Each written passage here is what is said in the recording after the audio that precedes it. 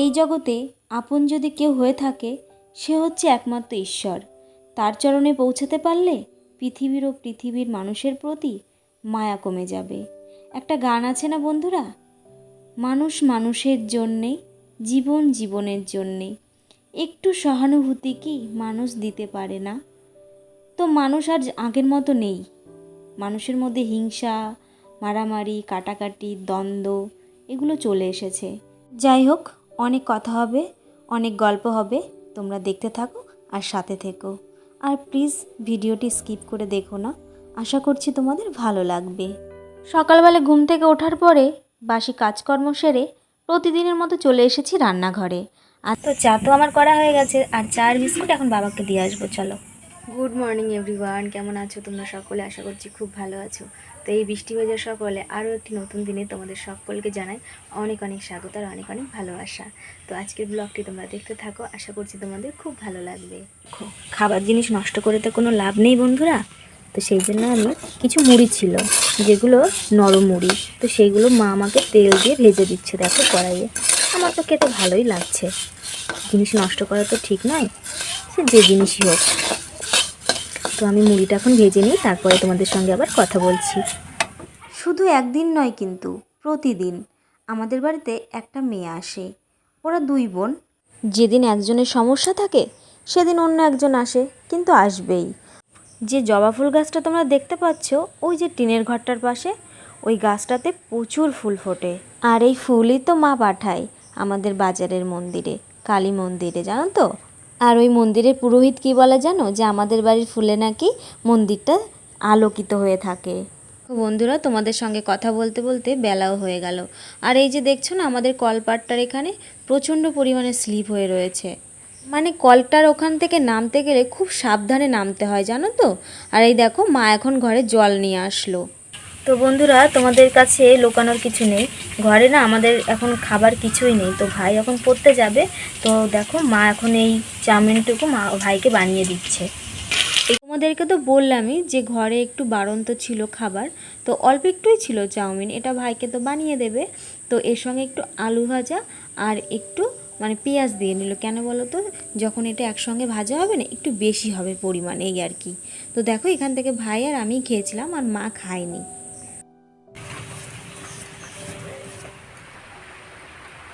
তো বন্ধুরা, তোমরা দেখতে পাচ্ছ আমি এখন চাউমিন খাচ্ছি। আমি কাঁটা চামচ খুঁজে পাচ্ছি না, সেই জন্য আমি হাত দিয়েই খাচ্ছি। চাউমিনটা কিন্তু ভালো হয়েছে খেতে।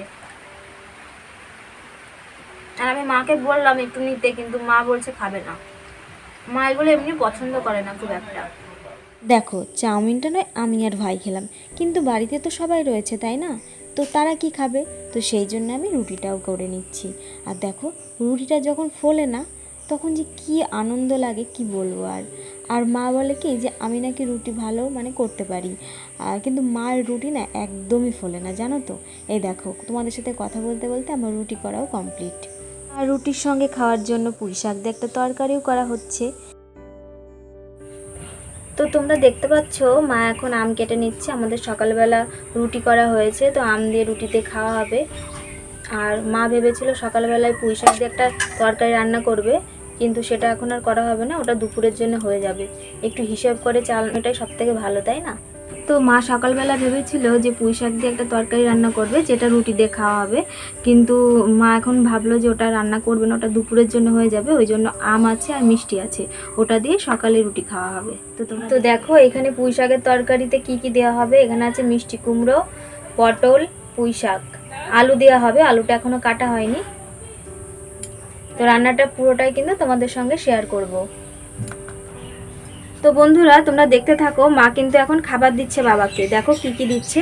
এখানে দিচ্ছে রুটি, তারপরে দেবে এই যে এই দেখো আম কাটা রয়েছে, এই আমটা দিয়ে দেবে। আর আছে মিষ্টি, এই দেখো এই মিষ্টি দেবে। মিষ্টিগুলো কিন্তু বড় বড়, বাবা নিয়ে এসেছিলো, কালকে গোবরডাঙ্গা গেছিলো, ওখান থেকে নিয়ে এসেছে। এটা দিয়ে তো চলো এখন খাবারটা দিয়ে আসি বাবাকে। বর্ষাতে আমাদের এই সাইডটা কি পরিমাণে জঙ্গল হয়ে গেছে দেখতে পাচ্ছ। আর এই যে তারটা দেখতে পাচ্ছ, এটা হচ্ছে আমরা ওই জামা কাপড় নাড়ি, কিন্তু তারটা না ভীষণ নিচু হয়ে গেছে। দেখি বাবাকে বলবো একটু উঁচু করে বেঁধে দিতে। ওই পাশেও আর একটা তার লাগানো রয়েছে, ওই দেখো জামা কাপড় নেড়ে দিয়েছে, দেখতে পাচ্ছ। আর এই সাইডটা দেখো পুরো জঙ্গলে ভর্তি। এখান দিয়েও বাজারে যাওয়া যায়, এই যে এই বাড়ির ওপর দিয়ে। এখানে এটা হলো জেঠিদের বাড়ি, আর ওই পাশেরটা হচ্ছে পিসিদের বাড়ি। এই দেখো, আর ওই যে নারকেল গাছটা দেখতে পাচ্ছ, ওর পেছনেই রয়েছে গর্ত, মানে পুকুর মতো।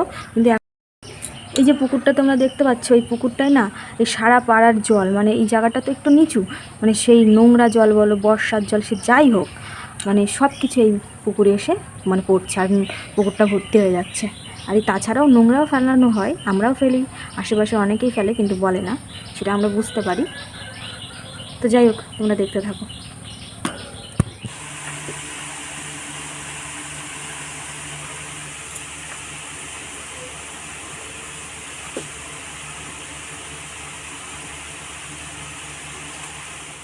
দেখো, এই উনুনের কি আগে এরকম চেহারা ছিল?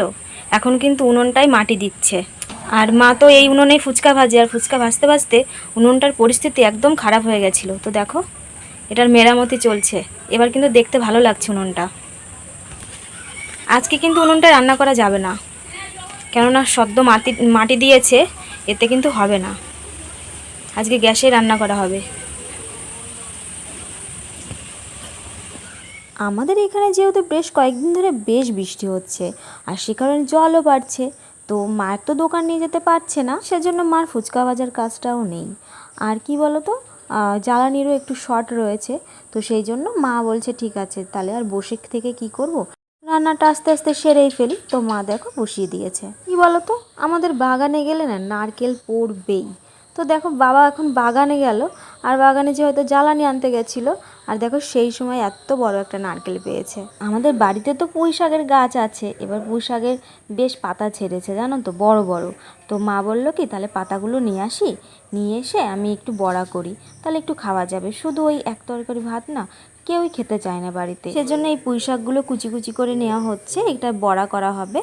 আমার স্নান টান করাও কমপ্লিট হয়ে গেছে। কি বলো তো, টাইম মতো এখানে না আমার স্নান টান করা হয় না, সত্যি কথা বলতে। যখন বাপের বাড়িতে ছিলাম তখন হতো। এবার যাই হোক, এখানে আসার পরে কিছু তো একটু অনিয়ম হয়েছে না, তো আজকে একটু তাড়াতাড়ি স্নান টান করে নিয়েছি, শ্যাম্পু ট্যাম্পু করে। বড়াটা ভাজার জন্য কি কি ব্যবহার করতে হবে চলো তোমাদেরকে বলে দিই।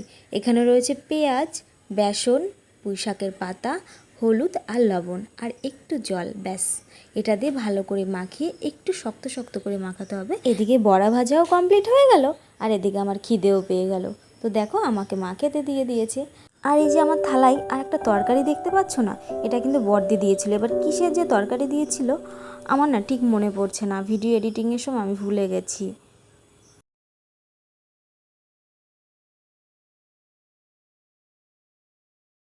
আমার কি মনে হচ্ছে জানো তো, মনে হচ্ছে যেন আকাশ ফুটো হয়ে গেছে। এত বৃষ্টি হচ্ছে, এত বৃষ্টি হচ্ছে, তোমাদের কি কি বলবো আর। তো হঠাৎ করে একটা কথা খুব মনে পড়লো জানো তো বন্ধুরা। কথাটা হচ্ছে, হার মেনে নেওয়া আমাদের কিন্তু সবচেয়ে বড় দুর্বলতা। সফল হওয়ার সবচেয়ে ভালো উপায় হলো কি জানো তো, প্রতিবার হার মানার আগে আরেকবার কিন্তু চেষ্টা করা। কি ঠিক বললাম তো? যদি ভুল কিছু বলে থাকি অবশ্যই কিন্তু ক্ষমা করো, আর অবশ্যই কিন্তু কমেন্টে জানিও যে কোনটা তোমাদের খারাপ লাগছে, কোনটা তোমাদের ভালো লাগছে। আর যদি তোমরা কমেন্ট না করো আমি কি করে বুঝবো বলো? দেখো, সারাদিন তো কিছু না কিছু কাজ থাকেই না। সত্যি কথা বলতে কোনো দিন রেস্ট পাওয়ার সময় পাই, কোনো দিন পাই না। তো সন্ধ্যাবেলা হলে সবাই মিলে একটু বারান্দায় বসি। বন্ধুরা দেখতে পাচ্ছ, আমি এখন আবার চলে এসেছি রান্নাঘরে। এখন বাবার জন্য রুটি করব, ওই 4টে মতো রুটি করব। আর আমাদের রাত্রেবেলা সবাই ভাত খাবে, আমরা রুটি সেরকম খাই না রাত্রেবেলা। এই সময় কে ক্যামেরাটা ধরে দিচ্ছিল জানো তো? আমার শাশুড়ি মা। আর আমি মাকে বলছি, দেখো রুটিটা কি গোল হচ্ছে। তো যাই হোক বন্ধুরা, আজকে অনেক কথা হলো। আজকের ভিডিওটি কিন্তু এটুকুই। যদি তোমাদের ভিডিওটি ভালো লেগে থাকে তো অবশ্যই কিন্তু চ্যানেলটি সাবস্ক্রাইব করো, আর আমার পাশে থেকো। দেখা হচ্ছে পরবর্তী ভিডিওতে। ততক্ষণ ভালো থেকো, সুস্থ থেকো।